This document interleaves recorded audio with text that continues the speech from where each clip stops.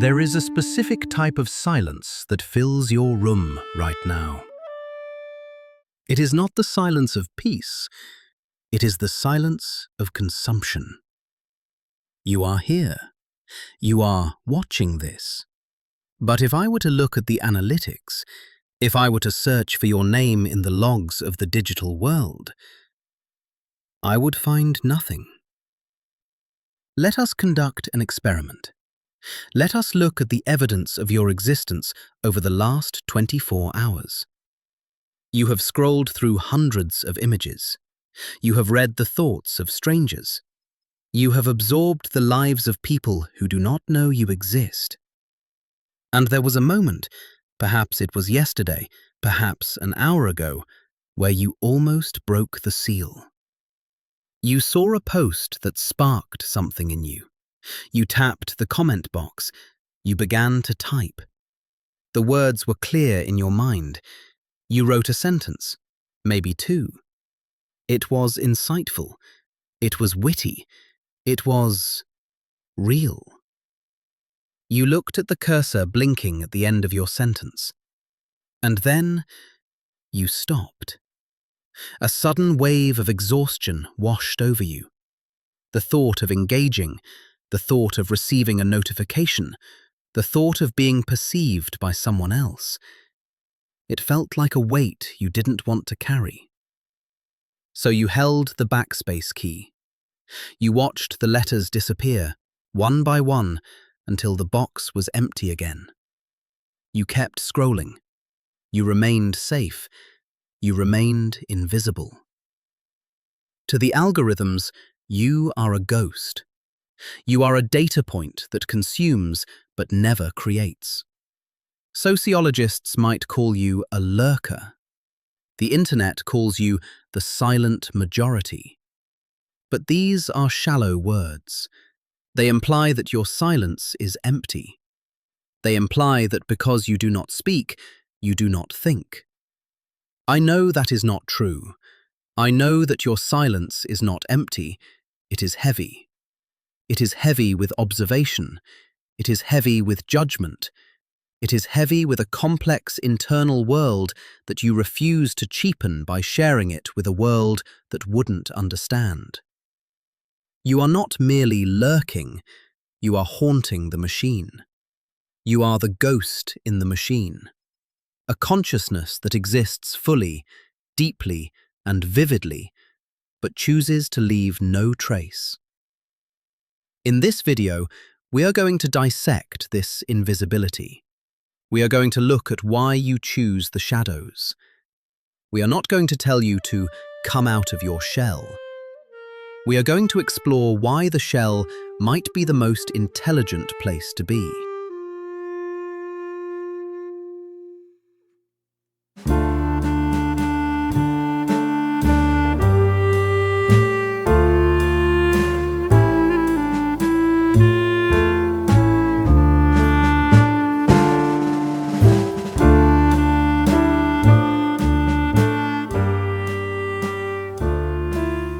The modern world does not know what to do with you. In the economy of attention, silence is treated as a crime. If you do not post, you do not exist. If you do not share your breakfast, your vacation, or your outrage, society assumes there is something wrong with you. They call you passive. They call you a consumer. Sometimes they even use the word creepy. They look at your blank profile picture, your empty timeline, and they see a void. They assume that because you are not broadcasting a signal, you must be broken. Let me act as your defense attorney for a moment. Let me tell you what I see when I look at that blank profile. I do not see a void, I see a fortress. You are practicing what we might call digital asceticism. While the rest of the world is frantically performing for an audience that does not care, trading their privacy for a dopamine hit, you have chosen to opt out. Think about the energy it takes to maintain a digital persona. The constant curation, the anxiety of likes, the fear of being misunderstood. The people who live loudly online are not free. They are employees of the algorithm, working for free, desperate for validation. But you are the only one who is truly free. By refusing to post, you refuse to be captured. When you upload a photo, you freeze a moment of your life and offer it up to be judged. You turn a subject, yourself, into an object. But by remaining a ghost, you remain a subject. You are the watcher, never the watched. There is a profound dignity in your refusal. It takes a strong mind to witness the noise of the world and think, I do not need to add to this. It takes a secure identity to realize that you do not need 500 strangers to confirm that you are alive. Your silence is not an absence of personality, it is the preservation of it. You are protecting the purity of your being from a world that wants to consume it. You are not hiding because you are afraid. You are hiding because you are valuable. And valuable things are kept in the dark, away from the prying eyes of the crowd. So, let us discard the shame. Let us agree right now that your invisibility is not a flaw. It is a superpower. But if this is a superpower, why does it sometimes feel so heavy? Why does the ghost sometimes feel less like a protector and more like a prisoner?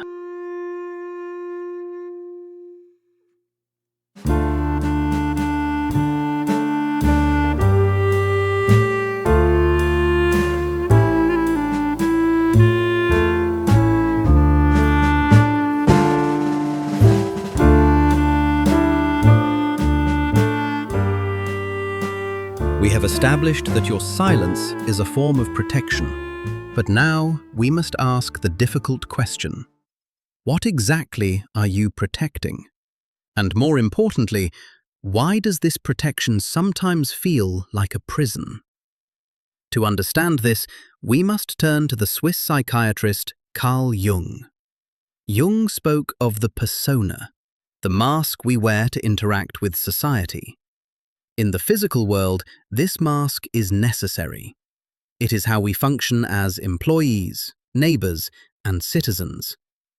But the internet has created a hyper-persona. Online, the mask is not just a tool, it is the entire reality. When you post, you are not sharing yourself. You are curating a digital avatar that looks like you. Here lies the first hidden variable of your behavior, the horror of definition. You see, as long as you remain a ghost, as long as you do not post, you are infinite. In your mind, you are complex. You are a writer who hasn't written yet. You are an artist who hasn't drawn yet. You are a philosopher who hasn't spoken yet. You exist in a state of pure potentiality. But the moment you hit publish, you collapse that wave function. You become finite. You become the guy who posted that grainy photo. You become the girl who wrote that slightly awkward caption. You become subject to categorization and therefore subject to criticism. This is the trap of the perfectionist. You are terrified that the reality of your output will never match the grandeur of your inner world. So you choose the safety of the void. You choose to be a perfect ghost rather than an imperfect human. You tell yourself you are waiting for the right moment. But we know that is a lie. You are not waiting. You are hiding from the pain of being ordinary. Let us go deeper. Let us look at the developmental determinism behind this. Perhaps in your past, you learned that being visible was dangerous. Maybe you grew up in a household where your mistakes were magnified and your achievements were ignored. You learned that the safest way to survive was to make yourself small, to observe, to assess the mood of the room, but never to draw attention to yourself. You became an expert lurker in your own home, long before you became one on the internet. This is the wounded child variable. You believe that if you reveal your true self, your true thoughts, your true art, you will be rejected. So you hoard your insights. You keep your brilliance locked inside the machine, safe from the judgment of the crowd. But this safety comes at a terrible cost. The Stoics and the alchemists had a name for this state. They called it nigredo, the blackening. In alchemy, before a base metal can turn into gold, it must first be broken down. It must rot. It must turn black and decompose. You are not merely depressed or antisocial. You are in nigredo. You are in the decomposition phase of your own ego. Society tells you to rush this process. They tell you to fake it till you make it. But the philosopher knows better. You are currently cooking in your own silence. This isolation? It is not a mistake. It is a crucible. You are stripping away the need for external validation. You are learning to exist without applause. This is a painful process. It feels like loneliness. It feels like you are fading away. But listen to me closely. You are not fading. You are condensing. Think of the energy you have saved by not performing. While others are exhausting themselves chasing algorithms, you have been watching. You have been learning. You have been building a reservoir of observation that is deeper than they can imagine. You are building what the Stoics called the inner citadel, a place where your self-worth is determined by your own reason, not by the number of likes on a screen. The ghost in the machine is not a glitch, it is a chrysalis. But a chrysalis is not a permanent home, it is a transition. You were not meant to stay in the dark forever. You were meant to use the dark to mature, so that when you finally do speak, your voice carries the weight of all this silence. The world is full of noise. It is full of people talking who have nothing to say. But you have something to say. You have been saving it up for years. The hidden variable is that your silence has made you potent. The only tragedy would be if you died with all that music still inside you. You do not need to become an influencer. You do not need to become famous.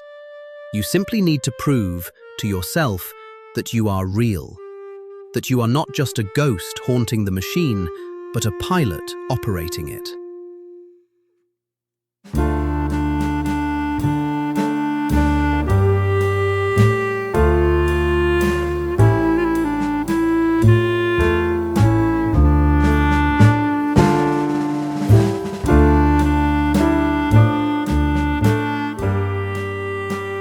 We have reached the end of the transmission. Usually, this is where a creator asks for engagement. But I know that for a ghost, stepping into the light is difficult. So, I will offer you a compromise. You do not need to write an essay. You do not need to perform. But if you found yourself in these words, if you felt the resonance of the ghost in the machine, I invite you to leave a mark below. It can be a single period. It can be the word here. Or, if you are brave enough, tell us one thing you have been hiding from the world. One thought you drafted but never sent. Consider the comment section not as a stage, but as a guest book for the invisible. Prove to the machine and to yourself that you exist. Materialize, just for a moment. We are watching, we are listening, and you are welcome here. I will see you in the next one.